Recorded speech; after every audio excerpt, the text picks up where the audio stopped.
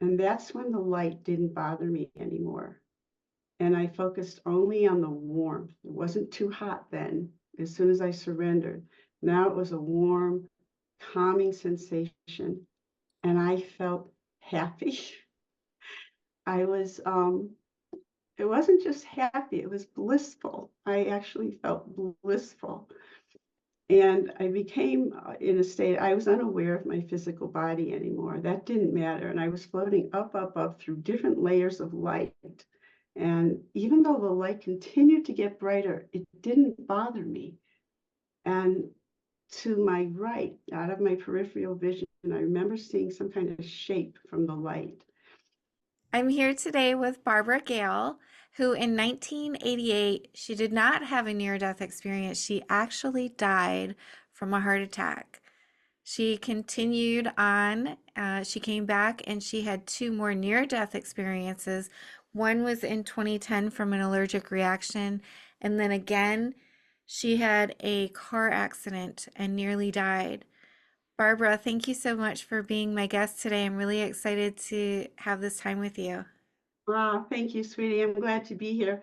When I was listening to you introduce all that, it reminded me of my daughter saying, "You're never going to die. They just keep throwing you back." They say, "No, no, we're not ready for you. Go back, go back." It, So nobody will believe it when I'm actually in the light and not here, I so guess. well, she'll be back any minute. Yeah, exactly. Right. Well, it does sound that way that you have an important mission here on Earth that you cannot go yet. You need to complete that. So tell us about what happened here. All righty. Well, the first time was in 1988. And a funny story about that was years later in 1994, I had seen an astrologer, and she did her charts, her astrology chart by hand, like Nostradamus did. And she was looking at it and tapping her pencil like, there's something wrong here. There's something wrong here. And I finally asked her, "Is there a problem with my chart?" She goes, "Well, I just don't understand this. I'm never wrong about when someone's supposed to die." She used the word die. "And in 1988, you were supposed to be gone." I said, I was. I died in 1988 in Arizona. I had a massive heart attack and died. And she threw her hand up in the air and said, "I knew it. I knew it. I knew I was never wrong." So I don't know much about astrology, but I find it interesting that it showed up in my chart that I was supposed to be gone and I wasn't. So when I was in Arizona, I was going through a divorce. There were a lot of very challenging emotions that were going on with me. I had been born with a heart condition called WPW, where you have too many nerve endings wrapped around your heart. So when I grew up, my heart would get up to 500 beats a minute, but I just lived with it. Nobody at that time really knew what to do about it. And in this particular evening, my daughter was sleeping upstairs, and the person I was living with at the time, I got up and he knew I did a lot of healing for others and self-healing. And I said, "Oh, wow, this is really bad. Something's wrong." And he could tell by the way I looked, something was really wrong. He goes, "I think we need to go to the hospital." And I said, "No, no, I'll just go downstairs. He fixed this, I'll heal it, not a big deal." And that was really my intention. And we had a beautiful bay window in the living room where I grew all the plants. And I laid down on the floor, just thinking I was going to, do energy work through me, guidance would come in, everything would be copacetic. And instead, the pain increasingly got worse. And then there was this bright light coming through the windows. And my logical mind said, "Who is shining their bright lights in the window in the middle of the night?" And I wanted to get up and do something about it, but I couldn't get up. The pain was too horrible. So I just laid there getting more and more annoyed with the light that was shining in my eyes, and the heat started to come in. Now I was in, oh, I still remember the pain, and it was stabbing and shooting and radiating in my chest and up my throat and my ears and my jaw. I remember hard to move my jaw, my arm, and it was just unbearable. And yet the heat kept getting brighter and brighter. Well, the heat got hotter and hotter, the light got brighter and brighter. But at some point, your logical mind just gives up and says, I can't do this anymore. I just can't take the pain. And that's when the light didn't bother me anymore. And I focused only on the warmth. It wasn't too hot then, as soon as I surrendered. Now it was a warm, calming sensation. And I felt happy. I was, it wasn't just happy, it was blissful. I actually felt blissful. And I became in a state, I was unaware of my physical body anymore. That didn't matter. And I was floating up, up, up through different layers of light. And even though the light continued to get brighter, it didn't bother me. And to my right, out of my peripheral vision, I remember seeing some kind of shape from the light. And I looked over to my right, and I knew it was Christ. And not as a religious figure, because from the time I was a little kid, he would come and he would talk to me. Never came as a savior or as having been crucified on the cross, but always as a friend and a confidant and a comforter. And that was how he came this particular time as well. And as soon as I saw him, I was beaming. I was like, oh my God, this doesn't get any better, because I felt this happiness. But then telepathically, he said to me, and I've never forgotten these words, are you coming with me? And I knew it would, it still reverberates through my being when I remember him saying, are you coming with me? Because I had a little girl sleeping upstairs. And I knew I wasn't going to let her wake up in the morning and find her mother dead. That was not going to be her experience for the rest of her life to remember. So as soon as I had that thought, all I could say to him was no. And he knew why, because I knew he knew every thought I had. And with that, oh my God, the pain, it was instantaneously back in my body. Couldn't stand how much it hurt. And the thought came to me, oh no, I made the wrong decision. Wait, don't go, because I could see him moving further away from me. I made a mistake. And I heard him say, we will help you begin again. That was the honest to God thing he said to me. We will help you begin again. I didn't know what that meant. There was no way I could know what that was going to mean. Well, the pain was back in my body. I'm lying there. I don't know what to do now. And suddenly there was this warm cloud. I have tried so many times in my mind to come up with words to describe it, maybe like cotton candy, except it wasn't sticky. So maybe like a billowy, warm cloud of air underneath my body. And I just, before I couldn't move, even my arm, I now became upright. I'm standing. I, honest to God, do not remember touching the ground. There is no recollection of that whatsoever. It was as if I was standing up and I floated. Honestly, this is how I remember it. I floated through the living room into the kitchen, and I was placed on a chair. And I knew he was still there, even though he wasn't talking to me. And I was clinging to the words where he said, we will help you begin again, because that's all I had to hold on to. And then he kind of just like went, like his foremost influence was disappearing, didn't know what I was going to do. So I sat there for probably, I think it was 4 hours. And in that 4 hours, there was this calming. Again, the word surrender came over. I wasn't afraid. I just knew whatever's happening is supposed to happen, and I let it happen. And this calm came through my body. And I was okay with it. I just let myself sit there thinking, we will help you begin again. We will help you begin again. And it was 8 o'clock in the morning. I remember what time it was. And my then partner came downstairs.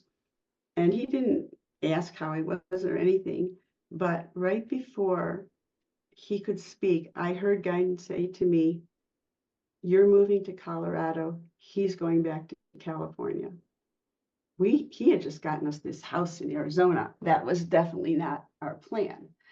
So when he turned around to look at me, I'm sure to ask me, how are you? Because I seemed like I was okay. I said to him, oh, you're going back to California, and I'm going to be moving to Colorado.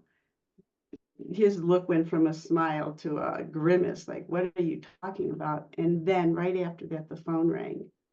And it was his former boss in California saying, we can't do this anymore without you. You name your price, whatever it is, we need you back here. And he stared at me because I had just told him this was happening. And he said, okay, done. I'll be there in days. He was not happy with me, so he packed his stuff, drank his coffee, and left the house and went to work. And I'm still sitting there. My daughter's asleep upstairs. We will help you begin again. What does he mean by that? What does Christ mean by that? What am I going to do? Then my mother calls me, and she's living in Ohio at the time. And she says, oh my God, Barbara, I was just reading about this man named Ralph Bergstresser. He's in Sedona, Arizona. You've got to call him. He has these purple plates for healing, and he's done all these amazing healing things. He's in Linda Goodman's book. I think it was called Love Signs. And she says, you've got to call him. This is his number. I'm thinking, why is she telling me this? But I'm just focusing on sounding normal so she doesn't get upset or worried. And I get off the phone with my mom, and there's this strong pull. Now I'm feeling Christ again. Call him, call him, call him. So I called the number my mom gave me for Ralph Bergstresser, leave a message on his answering machine. I never expected a call back. And I literally said to him, it was such a ridiculous message I left. I said, I'm not sure why I'm calling you. My name is Barbara.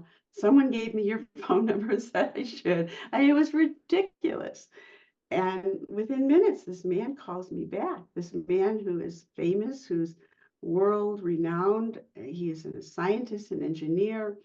He's a metaphysician. He knew Tesla. I mean, he's a creator, an inventor. Why is he calling me back? I'm nobody. I'm thinking I'm nothing, but he's calling me back. And I know, as God is my witness, I know Christ orchestrated everything without a doubt. And Ralph says to me, you need to come over. I have to help you. And I don't live far from you. You need to get here. And I'm thinking, well, okay, yeah, I do need help. But and I said to him, well, I understand I need help, but I can't get there. I can't drive. And he says to me, oh, there's someone in your house that can help you. And I said, well, but my daughter is with me and she's only 10 years old and she's not going to drive the car. And he says, well, your feet are going to be on the pedals. You're going to be able to do it. Her hands are going to be on the steering wheel and you're going to get here. His voice was like Christ's voice, reassuring, soft, a slow cadence, and I believed him. So my daughter and I did get in the car there, but for the grace of God went us, and we got to his house. It wasn't far from where we were living. His secretary took control of my daughter, entertained her. Ralph took me into his room, set me up with electrodes and fluids, and he did massive amount of, it looked like Star Wars, something very futuristic. And he did all these things. He literally worked on me from morning till night. And when we were finished, I felt like what Jesus said, we will help you begin again. I was a new person. I was literally born into it. It felt like being a new person. And Ralph said to me, okay, well, I'm going to take you and your daughter to Denny's and we're going to go out to dinner. Are you kidding me? We're going to Denny's for dinner now. And so we get to Denny's and my daughter, I still recollect her eating a grilled cheese sandwich and French fries and drawing pictures on her placemat. And Ralph looks at me and he says, do you know you had a massive heart attack and died? And I said, yeah, I know that. I said, but what I don't understand is why did you even call me? And he said, because my guides told me you're a light worker. You have to remain on the planet and I'm to help you. And then he said, and I always do what I'm told. And that became a mantra for me. As far as I thought that was my mantra, but it really became even a stronger commitment. Because for Jesus to come to me and to give me a choice to leave and to go into the light, and then to say he'll help me again, and then for Ralph to get the messages, for my mother to get the messages. I know this is all God's doing. And no matter what we're going through, it taught me no matter what the circumstances, no matter what the appearances, God is present, angels are present, loved ones are present, help is available. Even if it doesn't seem like it, when we see horrific things happening all over the world or for our loved ones, we've got to know that they are not alone. Nobody is crossing over, no matter how they left this life. If they were murdered, no matter how, and I know this is hard to hear, but they are not alone. There's a reason for everything. I'm not inside God's head. I can't tell you the reason for every specific thing, but there's a reason. And I just keep hearing over and over again to say, you're not alone, you're not alone, you're not alone. Nobody comes into this world alone. Nobody leaves this world alone. There is always light. There is always love. There's always going to be somebody to help you. That was what I really, really got out of that experience. Yeah, and that's a very important message. Wow, you're not alone. Because so many times that's kind of the hard times of our life is when we feel alone, Mm-hmm. and no one understands, no one cares the way that we care. It can be a really hard world when we feel like we're alone. So that message is so important. Thank you for sharing it. Oh, you are so welcome. I mean, the way things are in this world, listening to the news, turning on the television can be disheartening to anybody with what's going on globally. And when I said I'm not inside God's mind, and I certainly don't know the reason for every single thing that happens, the the reason why some things happen the way they do are to show the rest of the world, wake up, wake up, look what you're doing to yourselves. I mean, I don't know how many of your listeners have seen and heard and felt God or Christ or angels or their parents or some other loved one when they had their near death experience. But one thing God told me was later, told me that more happened than you remember. And that's critical to know. You bring back sometimes only part of that near death experience because the fullness of it would be too much. It would just, you couldn't grasp all of it. So when I was floating up into the light, I know more happened while I was there, but I don't remember all of it. I remember what I needed to remember. So take heart if it doesn't make sense to you what happened. It's only because you don't remember all of it yet, and maybe you just don't need to. So focus on what you do remember. I read that George Foreman, he's what was he, a boxer? I guess he's a boxer. And when he had a near-death experience, and he said during his near-death experience, he fell into total blackness and darkness. And it wasn't until he called for God that he was lifted out of the darkness. And then he became a preacher and talking about God and teaching the word and however he does that. So that near-death experience, in my estimation, was important for him because it completely turned his life around. He said, there is more than just what I'm seeing here. There is more than fighting and war and struggle. There is light, there is love, there is a creator, there is a source. So from what I have learned also is that God will do whatever is necessary to help us remember who we really are, that we're really spirit, we're really light, we're really unconditional love. We've just got all these ego trappings that have come over us and our conditioning from our earthly experiences, but that's not who we really are. Did your near-death experience change your life in the way that it changed George Foreman's? Not in the exact same way, but I mean, such a profound way.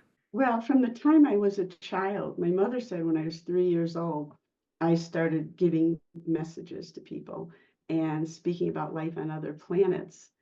And I grew up being able to, I saw beings who were supposed to be dead in my bedroom in my childhood. And I was frightened, and I was very frightened that they're dead. How can they be walking around? And oh my God, I don't want to be dead like them and nobody know I'm not dead. That was my big fear when I was a kid. And so I learned very quickly, very early, that there was no death and that there were other realms. And that was when Christ started coming to me to comfort me and to let me know this is good. This is, you can give voice to these people who cannot give voice. And I didn't know then that that was going to actually become my vocation, that I would be doing that. So I can't say that I needed proof. I was probably maybe needing at that point in time in my life, because I was going through a divorce and I was so heartbroken in so many ways. I needed that visit from Christ. My heart was broken. What happened? I had a massive heart attack, right? That's what happened. Even though I'd been born with a heart condition, it broke that day. So our bodies tend to react based on what our emotional body is doing. So it's perfect that I had a heart attack and died, because I literally felt like I couldn't take any more of this stress. So, but what it gave to me was how Christ was right there when I crossed over. The light was there. And then they formulated everything, again, from my mother calling to Ralph seeing me to every ounce of help I needed, because I chose to come back. So if someone has a near-death experience, it's not a punishment. There is no punishment. There is a message in it. There is truly always going to be a message in it. And for me, that message is, you're not alone. Your marriage is ending, but you're not alone. I'm here. Look at all the people around here who are going to help you. We're all going to be here for you. And actually, that's fantastic. It's exciting. As long as we keep our minds open, we can see the gifts that it brings to us. Yeah. It might take a little bit of work sometimes, but we'll see it. You actually died that time, but you had a couple more experiences that you consider near death versus this one where you consider that you actually died. What is the difference? Semantics. I mean, when I meditate, I leave my body. Near-death experiences are out-of-body experiences. They really are. You're having an out-of-body experience. If you let go, if you relinquish this body, then it's you're moving on. You're transitioning into the light. But if you decide to come back, and I do want to stress that, if you decide to come back, sometimes you have a choice to come back and sometimes you don't. The second time I had this experience, I did not want to come back. Completely opposite of the first time. So that is really an interesting phenomenon to me. The first time, I had a choice. Are you coming with me? The second time, do you want me to tell you what happened? Yeah, I'd love to hear Oh, it. okay. I was with family and friends, and we went to a Chinese restaurant for dinner. And I told the person who takes your order, no peanuts, no peanut oil, deathly allergic. And my daughter and, everybody saying, yeah, no peanuts, no peanut oil. I don't know what part of that he didn't understand. So I maybe took one or two bites of my food, and suddenly I'm going, making these noises like, oh my God, tell me this isn't happening. So the man who is now my husband, he was with me, and he put me in his car, and he put my grandson in the back seat. And my husband used to be a race car driver, one of his many little hobbies when he was younger. So he's like from 0 to 90 to 100, in seconds. And that kind of driving always scares me. And he still will tell you to this day that while I'm wheezing and I can barely talk, I'm saying, your driving is scaring me.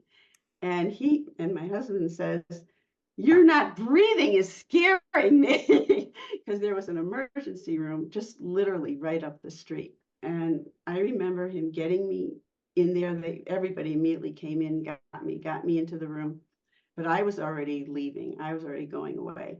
And I could hear the doctors. It was sort of like echoing somewhere far away. And I was curious why they were so upset, because in this instance, I wasn't in pain now. I wasn't wheezing. I didn't have trouble breathing from where I was.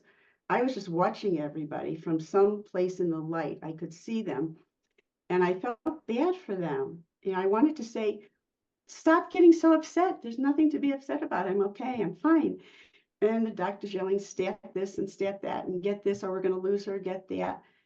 And I saw this light off in a distance, and I turned to it. And oh my God, at the same time I saw the light, I saw my dad. And that was it, because my dad, I, such a good man, such a good man. He taught me what love was. He taught me what compassion was. He taught me what forgiveness was. Well, I see my dad, and he's standing there like this is his usual stance, and he has a khaki shirt on, a beige khaki shirt and beige khaki pants and the belt. I see the whole thing. It's my dad standing there. And next to him were these ornate doors, gorgeous woodwork like nothing I'd ever seen, but they were ajar. And through the opening, this brilliant gold light was shooting through all the way up this hall. It doesn't get any better than this. There's the light. There's my dad. I'm headed for it. I'm going. And I'm almost there. And suddenly my dad's going like this. I hear him say to me, no, go back. You have to go back. And oh my God, at the same time my dad says this, the doors close and I don't get to see the light. And I'm heartbroken now again, right? I'm like, no, no. And my dad's, you have to go back. No, go back. So I turn around, I think out of respect for my dad, but my tenacity or my persistence or whatever, I turned around and looked again, and oh my God, the doors were open. The golden white light was shooting down this hall, and it was a long hallway, and there's my dad. I'm going, okay, I'm going. I am going to do this. I did it that time and one more time. And the third time, my dad was so, his voice was so stern but loving. No, you can't, you have to go back. You have to go back now. And on now, I remember there was this like whoosh. I don't know how to explain it. Otherwise, it was just like whoosh. And you feel the sensation of movement. And I remember opening my eyes because I didn't believe I was really back. And I looked at, well, he's my husband now, but I looked at him and I said, the poor man. I said to him, oh, am I dying? And I closed my eyes again. And I just went right back out again. And I was surrounded in warmth and light and bliss. And I don't remember waking up in the hospital, in the emergency room. I don't remember anything about that. I don't even know how we got back to the house. I have no memory of anything, nothing. It was as if my mind just stayed in the light. My body must have been cooperating, but I, honest to God, do not have any recollection. And my husband had told me the next day, he said, you know, all the things I've done in my life. You know, I raced cars. You know, I flew planes. You know, and he was going on and on and on. He said, nothing in my life ever prepared me for this. Nothing scared me. I have never been afraid until I thought you were going to die. And I'm like, huh? What are you afraid of? Huh? Because I was just sad. I was sad for weeks because I wanted to be with my dad. But my dad is very active in my life. He has worked many miracles in my life. And because I communicate with those who have, we'll say, departed, they're not that far away. They're just wherever you put your focus, that's what you're going to see. My focus is here. I'm seeing this monitor. I'm seeing your lovely, beautiful face. But when I'm reading for someone or when God is speaking to me, my focus is there. And then that's my reality. This isn't my reality. That is my reality. So that's how I live. Wherever I put my focus. When I'm meditating for 1 hour or 2 hours, my focus is my intention to be in the light, to be in God's presence, to make those communications. And this world, it just doesn't really exist for me when I'm doing that. So that taught me a little bit about patience, and no, you don't get to call all the shots.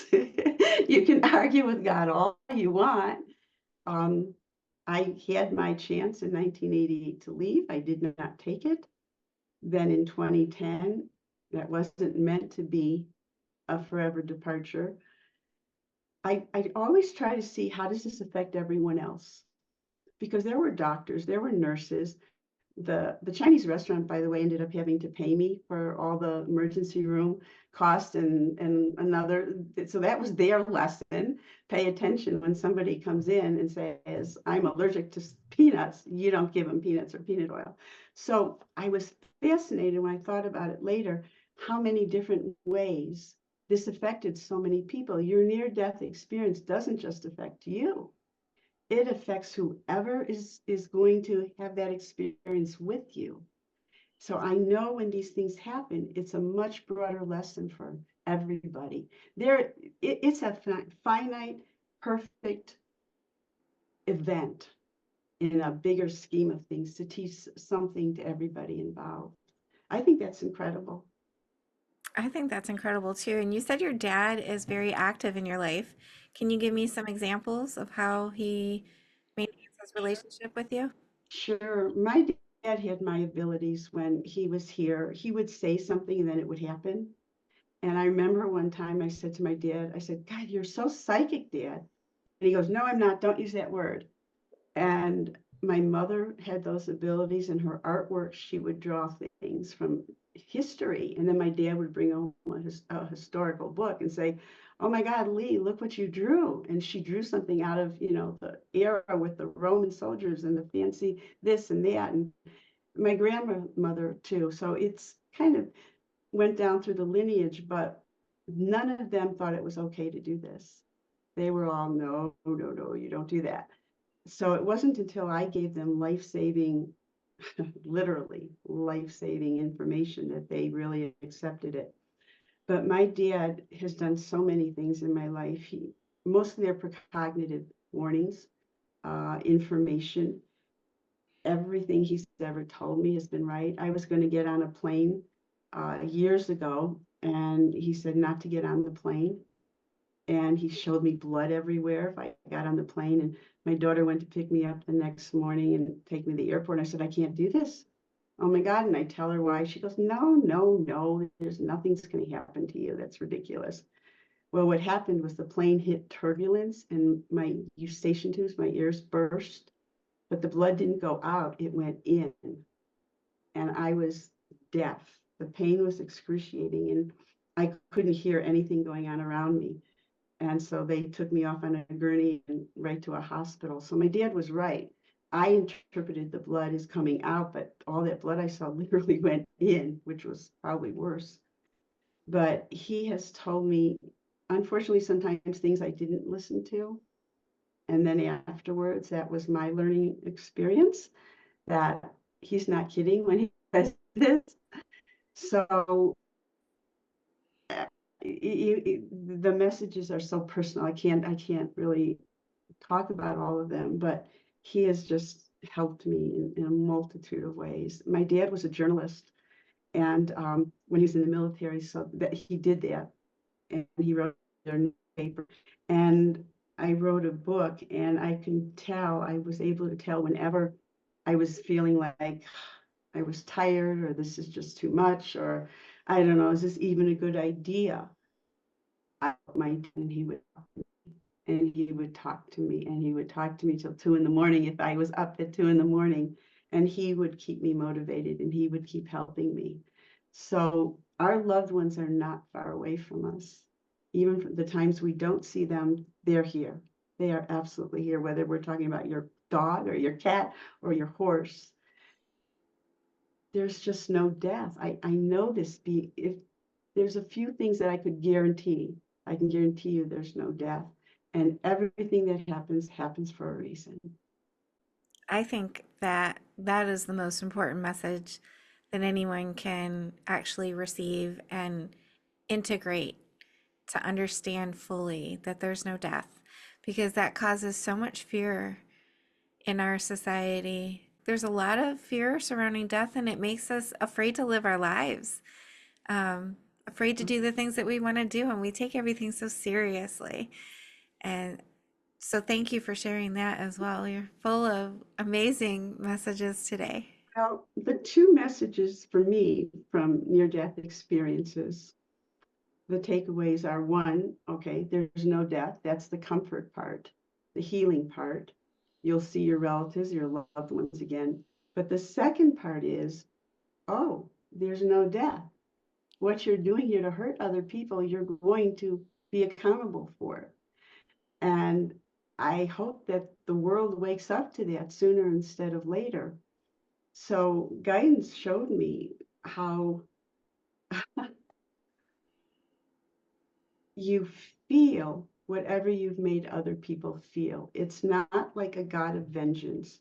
It's not like there's a hell, even though I've read that some people have hellish experiences. I did not have a life review. I did not have a hellish experience. I had bliss and love. That's what I had in light.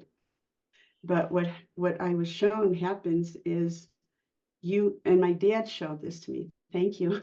He's here. Okay. So he's reminding me, he's telling me right now, he's saying he wasted so much time being unhappy when he was here. And he didn't look at what he could have enjoyed more.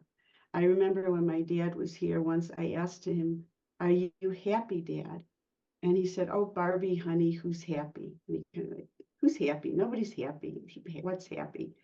And he told me that what he found out when he crossed over is how much time he wasted being unhappy and full of regrets. And so the people who are of evil intent or who are hurting other people on this planet, when they cross over, they're going to feel everything they made everyone else feel. So two messages in the afterlife is wake up, you don't get away with anything. So for people who have, and I'm so sorry for everyone who has lost a loved one through some horrific act of maliciousness, and then they think that person got away scot-free or didn't pay for it. There is justice. There's absolutely justice. And the justice is not hell. The justice is they are going to feel what they did to your loved one, and the recriminations and the pain that they're going to go through is going to be a hell of their own making. That's hell. It's what you will put yourself through, because when you're in the light, I want to be careful how I say that. When you're in the light and you feel all this love coming at you, it's like, oh, why didn't I choose that? Why didn't I choose that? This feels so much better. I could have chosen love instead.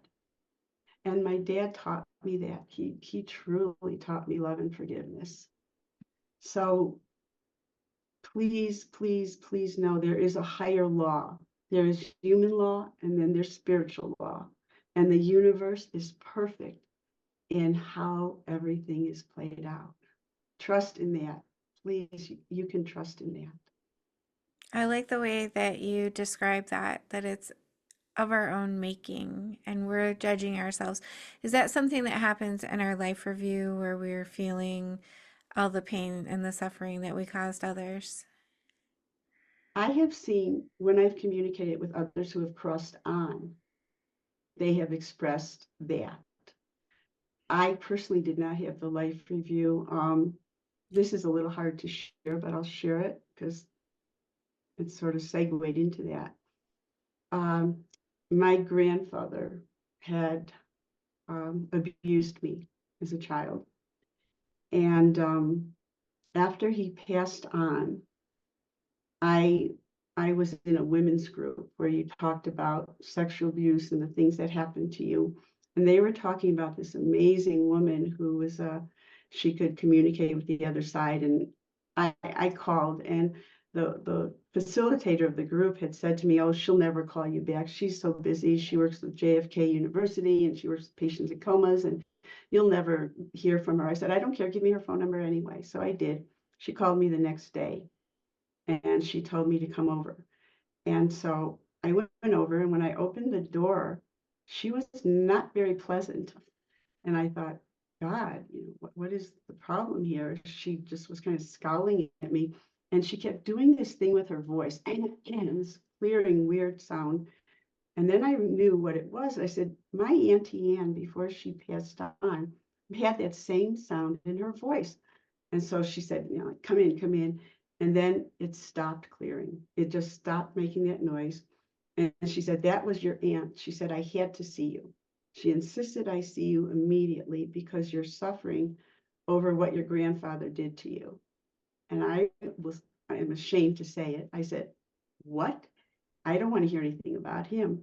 And she said, well, you're going to have to, because he has had a special dispensation from God to come and tell you today that all these years, because this was years after he passed away, he has been making amends on the inner planes for what he did to you. But he needs and wants your forgiveness. And he's begging you for your forgiveness for what he did to you. At the time, I wasn't willing to give it to him. It took me a while. It took me a few more years, I think, honestly, to forgive him for what he had done. But I did. So that showed me my grandfather was in agony. Part of him was in agony. He didn't let go of it. He regretted it. He felt what he put me through, this innocent little girl, and he regretted what he did. And he told me he couldn't move on because he wouldn't let himself move on until I forgave him. That's the key part. He wouldn't let himself move on until I forgave him. So that was how he was punishing himself. He didn't tell me, God won't let me move on, or God is punishing me. He never said that to me. He said, I won't let myself move on until you forgive me. And at that point, I felt horrible that I hadn't forgiven him earlier.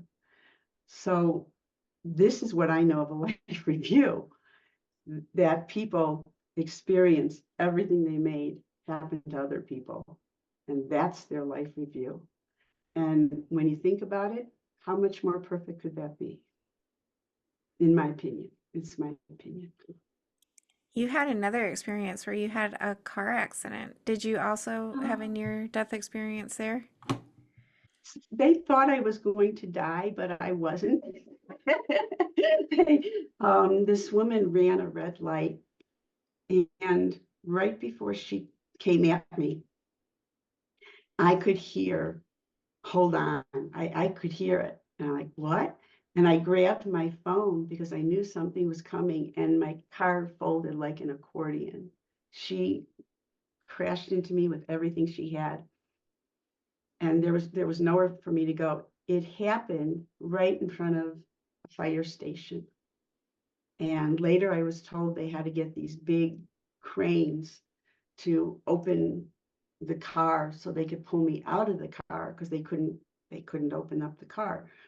But had it not been in front of the fire station, everything wouldn't have happened as fast. And I recall distinctly my hair was down to the middle of my waist, almost down to my back at the time, and it was thrown over the steering wheel. And I hear all these people shouting and screaming about how to get me off, get me out, and what are they going to get, how are they going to get this off of me? And it was just chaos. This is terrible of me, but the only thing I focused on was that I had some outgrowth, some roots. I said, oh, I have to get my hair touched up. I got to fix my hair. And that's the part where my daughter said, that's why they sent you back. She said, no way, no how. She's worried about her hair, her vanity. No, she's not ready. But again, I was floating light, light, light, light, light. But I was watching everybody. And it's interesting. I wonder if everybody else has the same feeling when this happens. I was so confused why everybody was so upset. They were so upset, and I didn't want them to be upset. And when they wheeled me into the operating room, they were rushing through the hall in the hospital, and I heard this nurse yelling, we have a steering wheel case, we have a steering wheel case, we're going to lose her, we have a steering wheel case. And I'm like, what is she talking about? I couldn't even identify with anything because I'm somewhere up here, kind of like in this in-between place. I just don't get it. And I didn't come back down towards my body till I saw her with the scissors cutting my clothes off. and started saying, don't do that, don't do that. That's a new blouse. Don't cut it off. And she's like, honey, we're sure you've got internal bleeding. We're trying to, keep you alive here. We've got to do what we've got to do. And I got so annoyed with her. I left and went back into the light. It was like, I'm not sticking around for this. I don't want to watch them cut off my new blouse. But that was my experience. It was all light and love. It was beautiful. It was just beautiful. I have never had a life review. 3 times of, once leaving, twice almost leaving, no life review. I was only met with light and love the second time by Christ. Thank you. And I'm being told I don't remember everything that happened the third time, and I don't. I remember the light was massive around me. It's the feelings.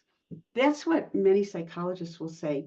The people in your life who are in your life every day, you won't remember what happened to you, what they said to you in 5th grade. You won't remember what they said to you in high school, but you'll remember the feelings. You'll remember if that teacher made you feel dumb or made you feel special. And what I remember from that third time is the feelings, how good I felt. And that is really agape or unconditional love in the light. It's beyond what you know here. You actually, we touched on this a little bit, but when you were a child, you were already open to the spirit world. And in fact, since birth, is that correct? Well, as a baby, I was always looking elsewhere, like through people. I mean, I looked at people, but I looked through people. But I remember talking to, as an infant, feeling trapped in an infant's body because I was talking to others and I was stuck in this body. My puppy dog is here. And it was so disheartening to me sometimes. I have those memories, yeah. And I know I'm not the only one. We just either we ignore it, we don't pay attention to it, or we don't trust it. But the more you meditate, the more you have those out of body experiences, you get used to being able to take your attention to a higher realm where there is no war, there is no fighting. And then you can bring that knowledge back here, and it helps you get through what you have to do here. Yeah. But yeah, my mother said I was 3 years old when I talked about life on Jupiter. And, at first I thought, isn't she cute? Isn't that funny? But then it turned into something else, a lot of precognitive information. Yeah. And I wanted to ask you too, and you just said you might have answered it, how people can develop their own gifts so they can kind of tap into their higher self or the other side. Is that through meditation? Through meditation, through what God told me directly was through suffering, because many people ask the question, why did something so horrible happen to such a good person? Why do we have to suffer? Well, the way it was explained to me was because we get complacent. If we're just going along, you're going to work, you're shopping, you're making dinner, you're not searching or seeking for any higher truth or anything beyond just this physical world, because everything's, it's more or less okay. And then suddenly something hits, a crisis hits, a death happens, and you go into a different altered state of consciousness, trying to figure out why did this happen? And God explained to me that we build up walls, literally, to our God consciousness or our higher self. And we have to surrender those walls. And when those walls break down, which unfortunately humanity has chosen sorrow, when they finally will let down their guard or let down their walls and say, God, please tell me what to do. I don't know what to do. I don't know how to get through this. Then we look for a higher truth. So meditation foregoes having to go into a crisis. Meditation foregoes having to have an injury or illness or get your car totaled while you're still in it. Because in meditation, it builds and builds and it raises your frequency, it raises your vibration. It's saying to the universe, I'm coming this far, just like, I don't know, maybe this far, and then the universe comes this far. And so the more you meditate, Even if you think nothing's happening, it is.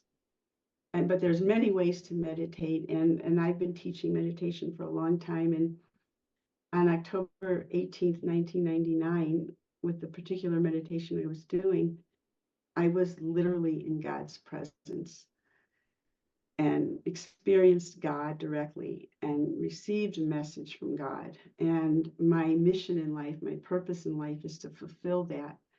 And God said to me on October 18th, 1999, my words will come to you and through you. You must speak them. Not everyone will listen. And it's that last sentence that has proven so prophetic, because not everyone will listen. But for the ones who have the ears to hear, they will hear you. And I know that. So I've been teaching meditation for a long time. I have meditation class coming up on June 9th on Zoom. Here in Colorado, I have classes for the people who are close by, but the Zoom classes can encompass people from, well, I have people from California and New Jersey, New Jersey, and all different locations. And then in my book, this is the book I'd written, The Immense Release. There are some meditation instructions here, and there's also a beautiful message from God that is, in my opinion, I wish we all lived by it. It's riveting. It's riveting how God works with us and through us. And I'm not talking about a specific religion, because I don't know God to have any religion. God is above and beyond any religion. God is completely all inclusive, all encompassing. And when our spirit, when our body of light, those beings of light I saw as a child in my bedroom, when we take off this body, we're not a man, we're not a woman, we're not a, we're not a personality that's judgmental. All of the things that make us suffer from the human condition, the goal is we let go of it. We just let go of it. With my grandfather and others who have done things to hurt people, it may take longer, but eventually they return to their light body and light consciousness. We all get to go home in the end, huh? Yeah, we do. We get home in the end. Yeah. It can be the short way or the long way, the easy way or the hard way. We choose. We do. We choose. We're an interesting species. We're ornery. If my audience wanted to reach out to you, take a meditation class, or purchase your book, how can they find you? Okay. Well, The Immense Release by Barbara Gale, Gail, is on Amazon. And the meditation class is Sunday, June 9th. And if you want to reach me, you can call or text 720-899-0812. My website is Answers from the Light, ANSWERS, answersfromthelight.com. And on Facebook, I'm Barbara Gale. So there's a few different ways. And do you have any last message for my viewers? Oh, okay. Well, what I'm hearing to say is stop regretting what you did, stop regretting what you didn't do, and change now. Make amends for what you did and don't do it again. And do things differently, do things better, because there's a part of you that knows how to do it better. We came from love, so love is where we thrive. Love is how we grow. It's like when you water your plants, you water your flowers, and they receive sunshine. That's God's love. That is love. Love is the essence that fuels, feeds, and heals. So when you're meditating, if you say your mind is busy and it keeps talking, that's okay. Keep talking if you have to, but talk about things that make you have the feeling and the emotion of love inside of you. Because when you have the feeling of love inside of you, that will take you into the higher realms, and that will remind you of who you really are. Your love. You'll get back to it. You'll get back to love. I love that. That is such a beautiful message, and so many wonderful enlightening messages from you today, Barbara. It's been a real pleasure to have you. Thank you so much again for being my guest. Yeah, this has been my privilege and my honor, and I just find you such a beautiful, beautiful essence of light. We are blessed that you're on the planet. Thank you for everything you're doing. Thank Thank you. I you. feel exactly the same way about you. Thank you, sweetheart. I'll be in touch soon. Thank you. Bye-bye. Thank you for being here. I just want to tell you how much I appreciate you being here and supporting my channel. If you haven't already subscribed, please consider subscribing if you enjoy near-death experiences and other spiritually transformative stories. It helps the algorithm know that this information is useful and push it out to more people. And that's the goal, to get as many people to know that we are eternal spiritual beings and that we never die. Our bodies might die, but our essence will never die. And I want people to live with less fear. Let's all spread the word. Like, comment, subscribe, share, hit that little notification bell so you get all the notifications when my videos post. Thank you for all of your support. I'm sending love to you.